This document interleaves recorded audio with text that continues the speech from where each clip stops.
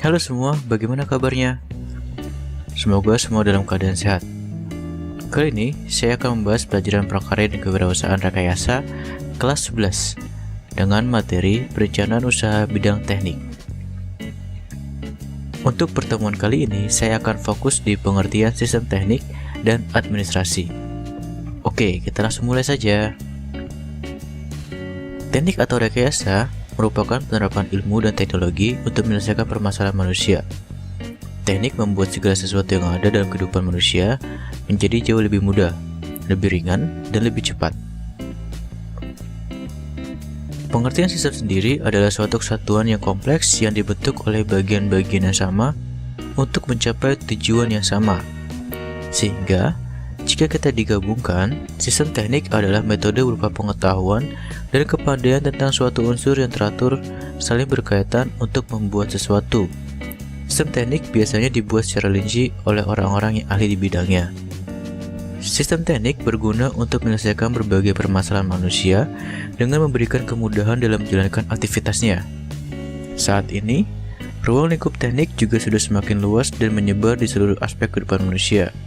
Begitu banyak bidang teknik dengan cabang-cabang yang terus berkembang sesuai dengan perkembangan zaman dan peradaban serta tuntutan kehidupan manusia, seperti teknik sipil, arsitektur, elektronik, mesin, meteorologi, komputasi, dan sebagainya. Dalam pembuatan sistem teknik, ide dapat muncul dari permasalahan dan kehidupan sehari-hari. Contohnya, tingginya resiko tindak kejahatan seperti perampokan, pencurian, bahkan pembobolan rumah, sehingga membuat orang takut untuk membiarkan rumah mereka tanpa sistem keamanan. Hal ini mendorong orang untuk mencari cara pencegahan tindak kejahatan. Salah satu solusi untuk memberikan keamanan terhadap rumah adalah dengan memasang sistem alarm pada pintu atau jendela. Sistem alarm pintu atau jendela rumah bisa menjadi alternatif solusi yang dinilai cukup efektif karena mampu dengan cepat mendatangkan pertolongan dan menarik perhatian warga sekitar. Itulah salah satu contoh ide dan peluang usaha sistem teknik. Jadi, kita bisa mendapatkan ide dan peluang usaha tersebut dari lingkungan sekitar kita. Dan menjalankan usaha sendiri, itu artinya kita menjadi pemilik yang mengatur segala aktivitas keuangan. Meskipun begitu, memulai usaha tidak bisa sembarangan.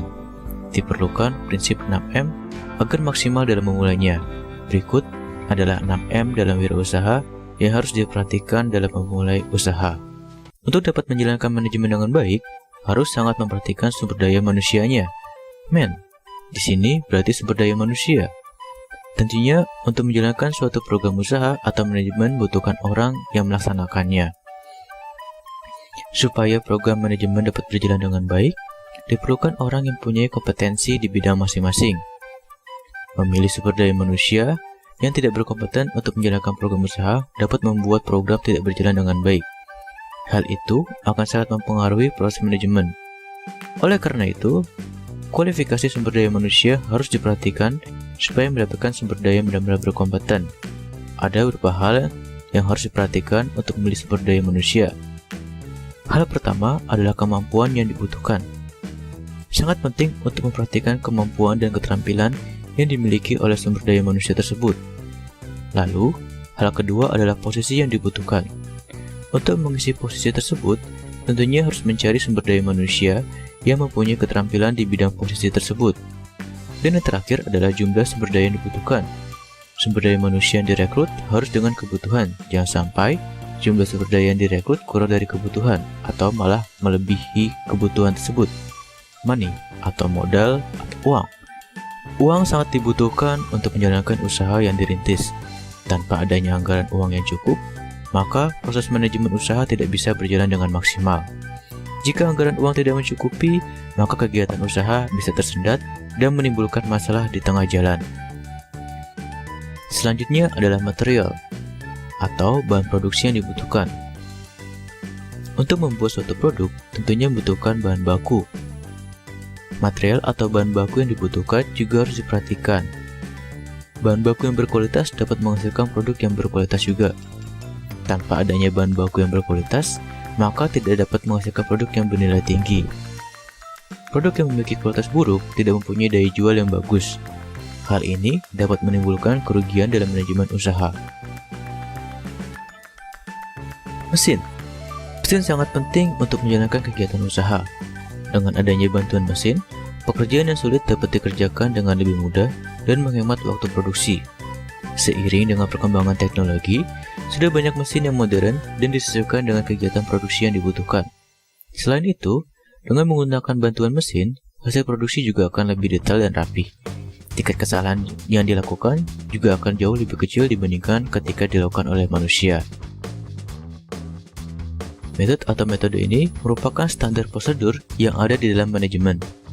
Metode yang dilaksanakan harus tepat dan fokus. Membuat metode harus mempertimbangkan tujuan usaha yang ingin dicapai, anggaran uang, waktu produksi, dan sumber daya manusia. Penggunaan metode manajemen yang tepat dapat membuat proses produksi berjalan dengan efisien. Market atau pasar juga merupakan salah satu unsur 6M dalam wirausaha yang harus diperhatikan. Sangat penting untuk memperhatikan target pasar. Menentukan target pasar dapat membantu proses pengembangan usaha. Mempertahankan target pasar yang dituju sangat penting. Ini karena persaingan yang semakin ketat memaksa usaha mempunyai strategi pemasaran yang tepat demi mempertahankan segmentasi pasar. Untuk mewujudkan ide dan peluang sistem teknik ini, sumber daya yang paling dibutuhkan adalah atau wirausahanya sendiri. Karena dalam sistem teknik dibutuhkan kreativitas yang sangat tinggi dari wirausaha untuk memanfaatkan ide dan peluang yang ada, dikombinasikan dengan teknologi, maka akan tercipta sebuah produk rekayasa baru untuk memecahkan suatu masalah. Contohnya, dulu untuk mengambil hasil panen masih dilakukan secara manual. Sekarang sudah bisa menggunakan beberapa peralatan modern, sehingga prosesnya menjadi lebih cepat dan lebih efisien. Dalam menjalankan usaha dibutuhkan sebuah perencanaan, pengendalian, dan pengorganisasian serta aktivitas pergerakan yang berhubungan secara langsung dengan pengaturan pada kebijakan supaya bisa mencapai tujuan. Inilah yang disebut dengan administrasi. Jadi, administrasi tidak hanya melibatkan satu orang saja, namun 2 orang atau lebih agar benar-benar tercapai tujuan bersama. Berikut ini adalah fungsi dari administrasi. Yang pertama adalah planning atau perencanaan. Perencanaan adalah suatu rincian penyusunan dan perumusan rencana yang diserahkan kepada sekelompok staf perencana. Akan tetapi, penetapannya merupakan tugas dan tanggung jawab manajemen. Organizing atau pengorganisasian. Pengorganisasian adalah suatu kegiatan yang menyangkut tipe-tipe struktur organisasi dan prinsip-prinsipnya, sejarah organisasi, gaya manajerial yang tepat digunakan, sifat dan jenis dari berbagai bentuk kegiatan yang harus dilaksanakan. Leading atau kepemimpinan. Kepemimpinan merupakan fungsi manajemen yang melibatkan penggunaan pengaruh untuk memotivasi karyawan meraih sasaran organisasi. Dan yang terakhir adalah controlling atau pengendalian. Pengendalian adalah fungsi keempat yang mempunyai arti memantau aktivitas karyawan, menjaga organisasi agar tetap berjalan ke arah pencapaian sasaran, dan membuat koreksi bila diperlukan. Dalam arti luas, administrasi mencakup banyak hal yang terkait dalam pencatatan, pembukuan, sampai pengarsipan. Bukan hanya itu, aktivitas lain seperti pelayanan, pengarahan, hingga pengaturan secara langsung pada yang bersangkutan juga termasuk dalam administrasi. Cakupan ruang administrasi adalah keterangan atau informasi tentang suatu hal atau peristiwa yang diperoleh melalui observasi. Informasi dapat berupa surat, panggilan telepon, pesanan, faktur, dan laporan mengenai berbagai kegiatan bisnis. Semuanya diterima, direkam, diatur, disebarkan dan dilindungi agar tugas kantor dapat terlaksana dengan efisien dan efektif. Menurut Guy, ruang lingkup tugas administrasi dibagi menjadi 5, yaitu menghimpun, mencatat, mengelola, menyimpan, dan mengirim. Berikut ini adalah tugas-tugas administrasi secara umum, yaitu mengagendakan surat masuk dan keluar, mengarsipkan surat masuk dan keluar, memasukkan data, memfilekan surat, mencatat dan mengetik surat-surat ke buku agenda, dan mendistribusikan surat masuk dan keluar. Masih banyak lagi tugas administrasi yang lain. Selanjutnya, saya akan membahas bagaimana cara penyusunan perencanaan usaha sistem teknik secara benar. Ada 6 langkah dalam menyusun perencanaan usaha bidang teknik. Langkah yang pertama adalah silakan gambarkan produk, meliputi detail atau spesifikasi produk dan keuntungan yang akan diperoleh konsumen. Langkah kedua, analisis pasar. Analisis pasar berfungsi untuk mendapatkan informasi kebutuhan konsumen dan segmentasi pasar. Langkah ketiga adalah analisis pesaing. Analisis pesaing digunakan untuk mengetahui posisi produk di pasar. Hal ini akan menunjukkan kekuatan usaha atau produk. Langkah keempat, membuat struktur organisasi. Struktur organisasi memuat tentang manajemen dan strategi operasional perusahaan. Langkah kelima adalah informasi keuangan. Informasikan keuangan yang akurat dan detail sehingga dapat digunakan untuk menarik investor. Dan langkah yang terakhir adalah ringkasan eksekutif.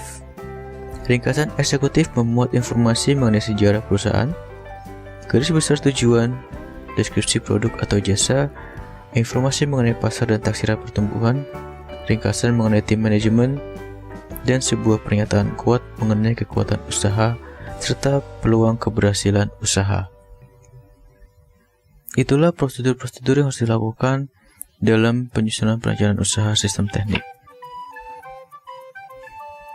Sebetulnya, usaha sistem teknik sama dengan usaha-usaha lainnya. Yang membedakan adalah kita harus memproduksi sebuah produk inovasi agar produk kita bisa diterima oleh konsumen. Nah, pada pembelajaran kali ini, kalian dituntut untuk menciptakan sebuah produk yang memiliki kreativitas yang tinggi dengan melihat ide dan peluang yang ada pada lingkungan sekitar kalian. Oke, selamat mencoba, sampai ketemu di materi selanjutnya.